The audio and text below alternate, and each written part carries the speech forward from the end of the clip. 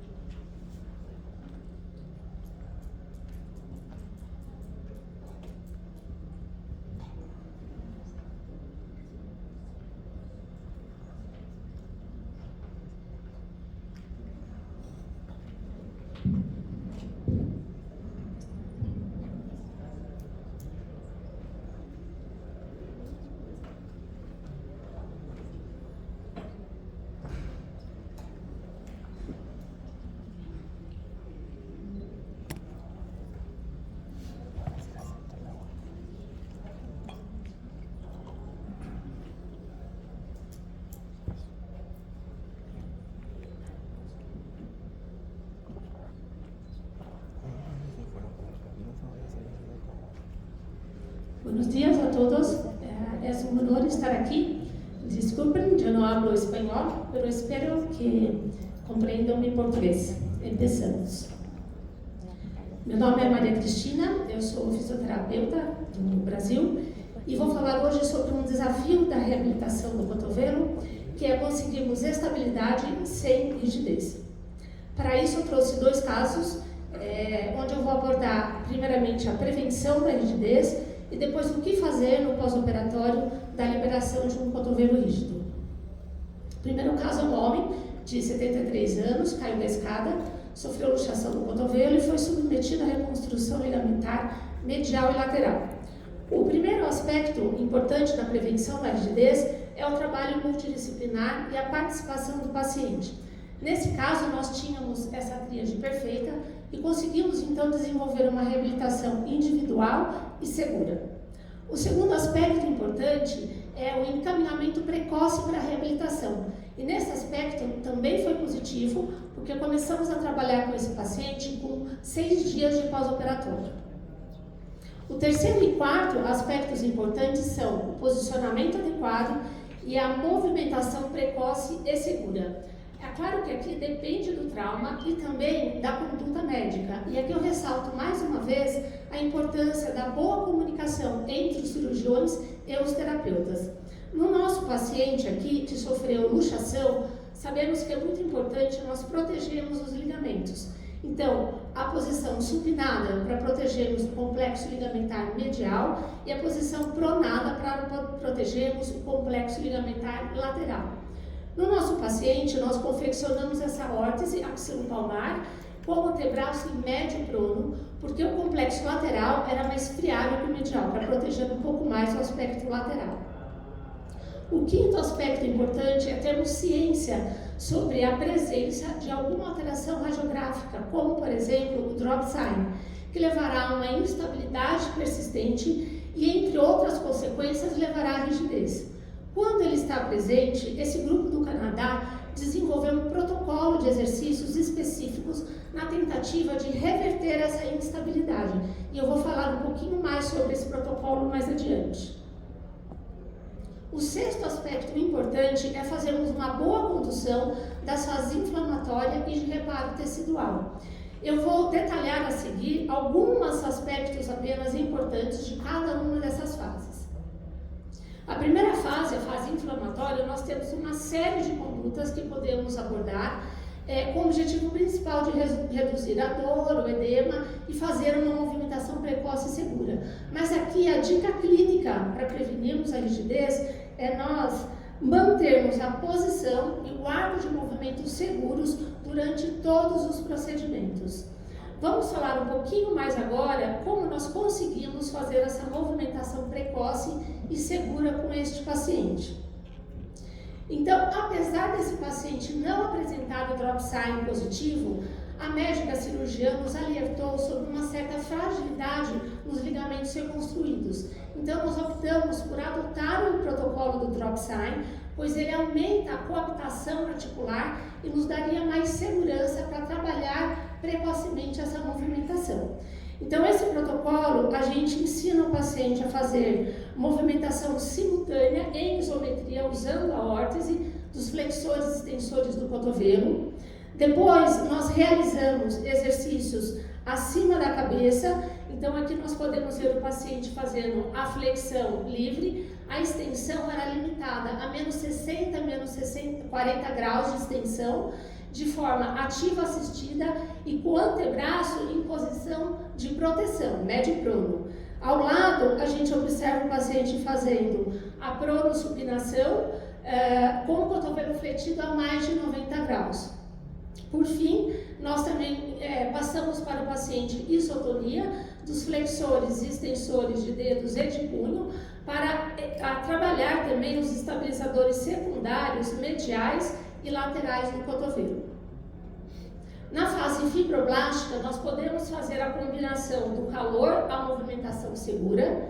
Podemos também, geralmente, a partir da 4ª semana de pós-operatório, construir uma órtese estática seriada para uso noturno. E mais para o finalzinho dessa fase, nós podemos também iniciar com a mobilização articular grau 2 ou 3. Quais são as dicas importantes desse período? Primeiro, não exagerar nessa combinação para não provocar uma nova reação inflamatória. A órtese deve ter um alongamento suave e prolongado e a mobilização articular deve manter a posição segura do cotovelo. A fase de remodelagem, podemos incrementar o alongamento, fazendo uso de calor, peso, adicionar articulações adjacentes no alongamento, adicionar a eletroestimulação para otimizar o alongamento das unidades musculotendíneas. E a parte de mobilização articular, nesse período, nós já podemos fazer o grau 4 para ganharmos o final do arco do movimento. Por fim, o fortalecimento, primeiro dos estabilizadores primários para aumentar essa coaptação articular e também dos estabilizadores dinâmicos secundários. Então aqui a gente pode ver o paciente trabalhando os flexores de punho e o pronador para aumentar a estabilização dinâmica medial e aqui os extensores de punho e o supinador para aumentar a estabilização dinâmica lateral, uma vez que esse paciente teve lesão nos ligamentos mediais e laterais. Agora eu trouxe para vocês esse trabalho do ano passado em que eles fizeram uma revisão da literatura e uma enquete entre cirurgiões da Sociedade Alemã de Cirurgia de Ombro e de Cotovelo, e com o objetivo de desenvolver um guia para reabilitação após a liberação cirúrgica do cotovelo rígido. E o que eles concluíram? Que não existe um padrão ouro para o manejo pós-operatório do cotovelo rígido. Todos os entrevistados prescrevem a fisioterapia após a cirurgia. A maioria dos cirurgiões só indica a drenagem linfática em casos de edema extremo. A CPM é indicada pela maioria dos cirurgiões imediatamente após a cirurgia e as órteses não são indicadas pela maioria dos cirurgiões. Vamos ver então o segundo caso. É uma mulher de 47 anos, ela caiu do cavalo, sofreu luxação, fratura da cabeça do rádio e lesão no complexo ligamentar lateral. Essa paciente ela ficou 3 semanas imobilizada com esse gesso, após ser colocada aqui uma prótese e feita a reconstrução ligamentar. Diferente do primeiro caso, essa paciente ela só chegou para a reabilitação quase 2 meses após a cirurgia. Ela tinha dor 7 e tinha muita limitação de movimento articular. Bom, depois de 3 meses trabalhando com todos os recursos que nós temos, nós até conseguimos uma boa recuperação da ADM, mas a paciente era jovem, era veterinária, ela precisava de um cotovelo muito bom, estável, sem dor. E ela ainda tinha dor no trajeto do nervo ulnar e ali na região da cabeça do rádio. Então ela acabou sendo submetida a uma nova cirurgia em que foi feita a retirada da prótese e da cabeça do rádio, assim como a liberação das aderências, e foi nesse momento encaminhada para a reabilitação no segundo dia de pós-operatório. Então vamos ver o que nós fizemos em relação a esse trabalho que eu mostrei para vocês. Sim, nós usamos a drenagem linfática e muita liberação miofascial. Indicamos a CPF desde o segundo dia de pós-operatório até o 20º dia em uso domiciliar. E nesse momento nós não precisamos indicar as órteses. Essas órteses ela usou no primeiro momento, após a primeira cirurgia. E o que nós fizemos também, nesse momento, foi muita mobilização articular, então fazendo aqui a distração da ulna, a distração axial do cotovelo, e a paciente era orientada a fazer bastante exercícios ativos após a mobilização articular e também em casa. Eu queria ter um parênteses aqui sobre o comprometimento dessa paciente no nervo ulnar. Então, o cirurgião ele decidiu não fazer a transposição anterior do nervo, apesar dele ser sintomático, com a expectativa de que esse nervo iria se recuperar. Então, em reabilitação, o que nós fizemos?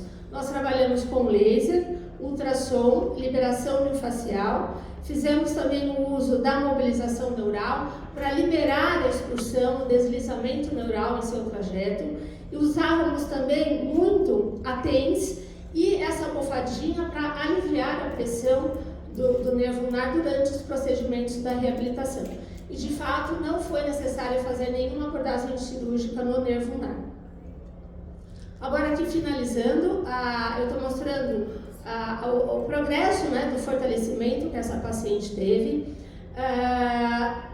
Aqui eu mostro para vocês ela fazendo o fortalecimento não só dos extensores e supinadores para reforçar esse aspecto lateral, mas nós fizemos também o fortalecimento dos flexores, dos supinadores, pela perda da cabeça do rádio.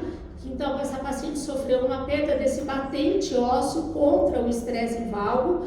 Então, fortalecemos também os estabilizadores mediais para não sobrecarregar esses ligamentos, uma vez que essa paciente não tinha mais esse batente ósseo lateral.